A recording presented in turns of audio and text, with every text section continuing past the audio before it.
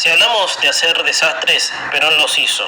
Ayer se conmemoró lo que se llama la lealtad peronista, con el Frente de Todos dividido y con múltiples actos en distintos puntos del país. Esa fecha del 17 de octubre se recuerda cuando el general Perón llegó a la presidencia en 1946. El presidente no fue invitado por ninguno de los grupos que se han manejado, cada uno por su parte. Como le decía, el antro está dividido y debilitado, por lo cual el presidente tuvo lo suyo y propio, claro, en homenajear a quien ha sido el líder de la Argentina del fracaso. Varios sectores del peronismo tuvieron su gesto al recordar a su líder. A esto se agregan sindicalistas, partidarios, grupos sociales. Pero voy a detallar lo que el presidente expresa en su propio homenaje al general, que si lo agarramos desde el lado indicado hasta podríamos darle la razón al señor Fernández. El presidente dijo, voy a citar textual: la mejor manera de recordar a Perón es tomando sus máximas. Mejor decir es hacer, mejor que prometer es realizar. Esa frase fue la que el presidente utilizó al recordar a su líder. Como que Perón hizo algo, claro que sí lo hizo. ¿Pero qué hizo? Es la pregunta. ¿A dónde llegó Perón al país luego de que él mismo, años antes, se haya colocado como primera potencia en América Latina? El engaño ha enceguecido a muchos que hoy son partidarios e ideólogos, y como la cultura de los países se mide según quien los representan, el peronismo ha representado lo peor en años de generación por parte de ellos mismos, de la incertidumbre, la propia que se genera cuando una voluntad, creída democrática, entre paréntesis, ató al país a las más espantosas miserias. Y cuando hablo de miserias, como verán, no me refiero solamente a la económica, sino a la intelectual. El peronismo ha generado el peor de los encierros desde que llegó al poder. Han convertido a las instituciones del país en cuarteles para concentrar en una manada un mensaje y de ese mensaje construir una cultura basada en ignorantes y sometidos por esa misma cultura. Entonces, podríamos hacerle el favor al presidente de que Perón sí hizo algo, tal como parte de la frase lo cita: mejor que decir es hacer. Bueno, diciendo se empieza y se termina tal objetivo, haciéndolo, obviamente. Diciendo se empieza y se termina tal objetivo, es haciéndolo. Lo cual Perón, entre el decir y hacer, prácticamente hizo. Y lo que hizo fue un desastre. El país en 80 años perdió todo el sentido de la lógica.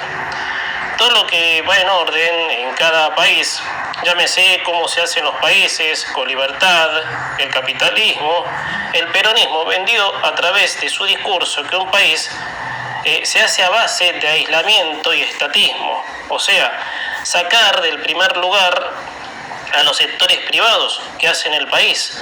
El peronismo corrió de ese rol al único sector que hace todo para imponer sus normas y trabas. Con el peronismo empezó el asistencialismo, la decadencia, la producción, el autoritarismo político. Algo jamás visto, salvo en los tiempos que se estaba conformando el Estado, que vale agregar. Cuando estaba Rosas, el absolutismo era casi el mismo que resurgió luego de la llegada del peronismo. Por eso, Perón hizo lo que en mensajes de los más perversos dijo que iba a hacer. Y como la historia no miente, hay que ir solo a los libros de historia en donde se pueden comprender las acciones de un caudillo que su único objetivo fue peronizar al país.